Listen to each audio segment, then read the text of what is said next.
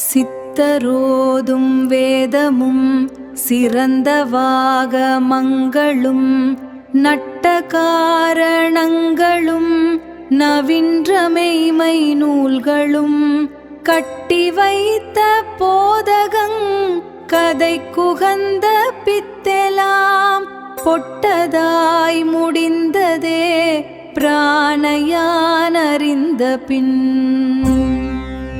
ஞானத்தின் பின் விளைவு என்ற தலைப்பில் அமைந்த இப்பாடலினுடைய விளக்கம், வேதம், ஆகமம், சித்தர் நூல்கள், தத்துவ நூல்கள் போன்றவற்றை படித்து அதன் மூலமாக இறைவன் யார், ஆன்மா, உலகம், மெய்ப்பொருள் பற்றிய அறிவை பெற்றவுடன் நான் சொல்வதே சரியானது, என்னுடைய கருத்தே உயர்ந்தது, என்னுடைய மதமே உயர்ந்தது என்ற கருத்து பிடிவாதத்தை நிற்கின்றோம்.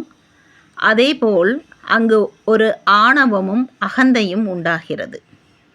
இது இறைவனை உள்ளுணர்வாக அறிந்த பிறகு, உள்ளுணர்வாக உணர்ந்த பிறகு இந்த பிடிவாதம், ஆணவம், கருத்து பிடிவாதம் இது எல்லாமே அங்கே ஒன்றும் இல்லாமல் கரைந்து போகுது.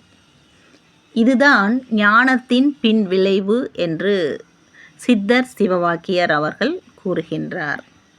நன்றி. ஓம் நம சிவாய.